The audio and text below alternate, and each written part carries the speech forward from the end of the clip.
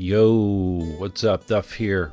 Hey, I want to take a quick second to talk about the Alien Rides ITC filing debacle, right?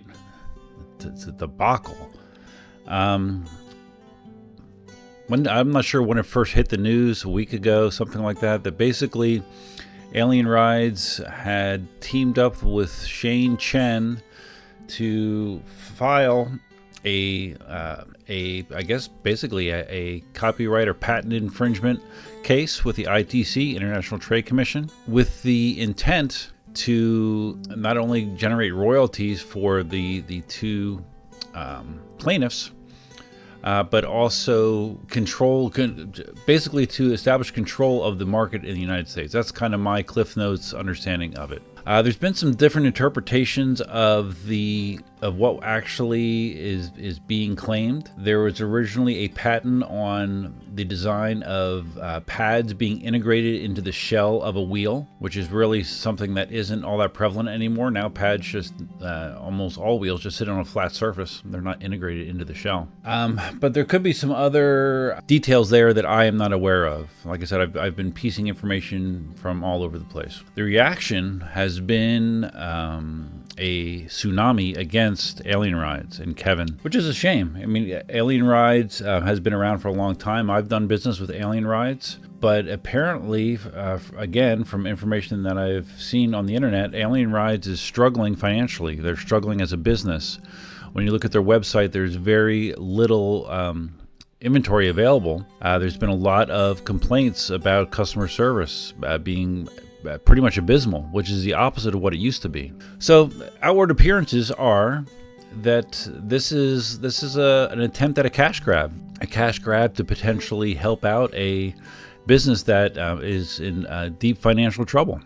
That's what it appears like to everyone else in the rest of the world. And I am really baffled by this decision by Kevin. Shane Chen I'm not baffled by, because I guess he's kind of made a career out of trying to sue EUC manufacturers to get more money out of them. But with Kevin, I don't understand how he thought that this was going to end well for him, regardless. Because whether he loses or wins this filing, his reputation is trashed.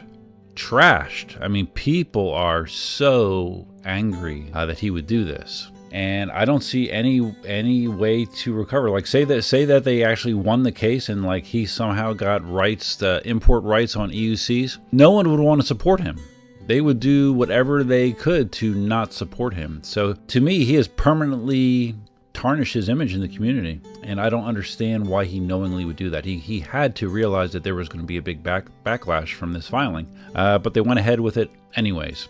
So the ITC had a window that the public could submit comments on the case that will be entered into the official case evidence, I guess.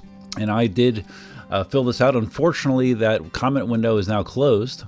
Although Pevra, Jesse Garnier, I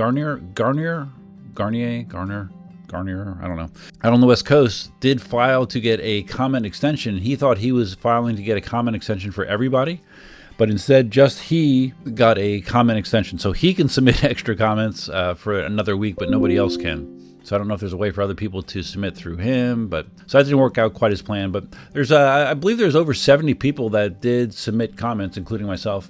You'll see on the screen is what I submitted. Feel free to pause it and read it if you want. And I added a page 2 where I just gave an example of the P6 with a flat surface with pads mounted to it, just as an example of what is typical nowadays in the EUC industry, because these people aren't going to know anything about EUCs. So anyways, I wanted to do a longer format video on this. I've been very pressed with time. Elsa's had some health issues I've been dealing with, and I just haven't had the time. I'd like to do a live stream when I get a chance, but haven't had the time. I will, but I want to get this out here just to give you guys my 2 cents on it. So that's all I got for now. Hopefully this falls on its face, goes away, but we won't know for a few weeks. So till next time, Duffman out.